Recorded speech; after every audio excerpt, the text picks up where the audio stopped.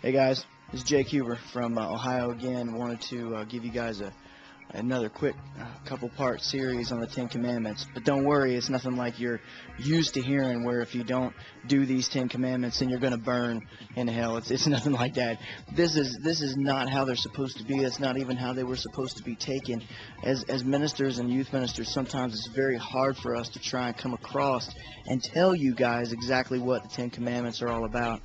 But the Ten Commandments were never meant to be 10 rules or laws that you live by.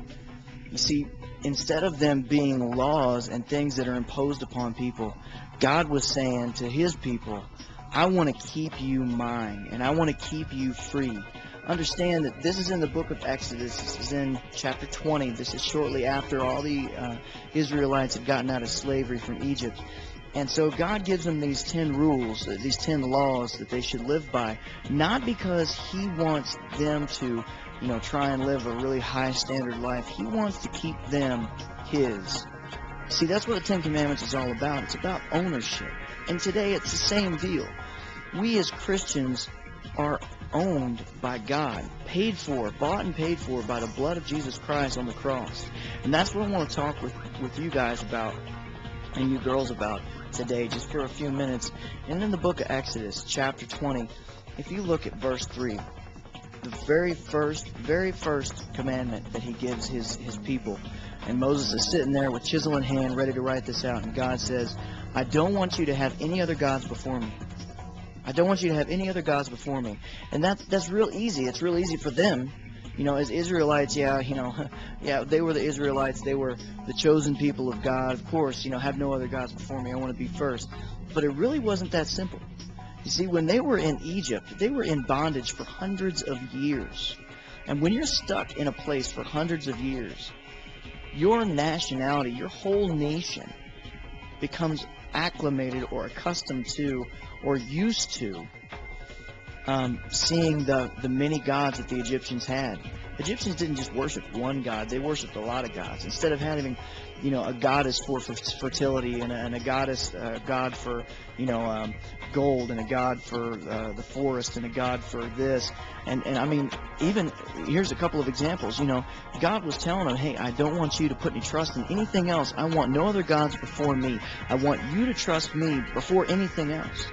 And if you look at the plagues, and the Egyptians and the Israelites, again, because they were stuck in bondage for hundreds of years. You look at the plagues. You worship flies? Okay, fine. I'll give you flies. You worship the Nile because it brings, commerce and a bunch of other things. You worship the Nile. You place it on such a high pedestal. It's fine. I'll turn it to blood. He said, you worship, you put your kids before your God? That's fine. That's fine. We'll take your kids. Throughout that, you see God saying, look, you are mine. I'm trying to tell you, all I want to do is have a relationship with you. In fact, it's kind of like when we own a dog. And we've had a dog, and our family's had a dog, and it's just like this, okay?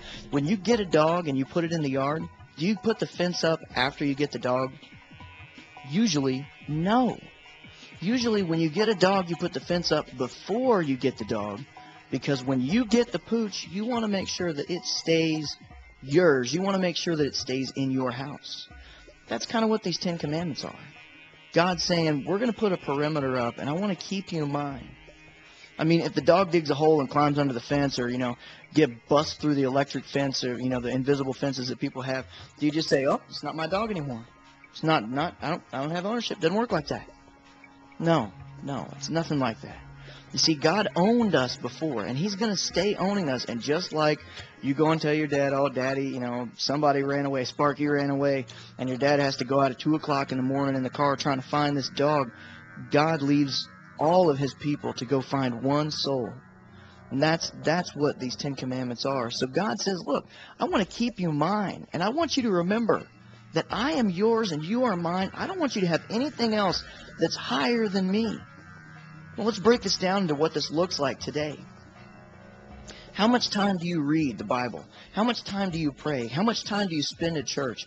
Take all of that time, try and add it up into hours, and then break it down into, divide the week, 7 days. You multiply it by 24. You're going to get the hours in the days. You're going to get all of the hours of the week. Then I want you to divide the numbers that you have of how much time you spend with God into those. Are you giving God 10% of your time? Are you giving Him as much of your time as you can? What about sports? Do you play more sports and do more things for school than you do with God? Is God first or sports first? That's what that looks like today. First, the Ten Commandments. God says, I don't want you to have any other gods before me because I want you to remember that you're mine and I'm yours.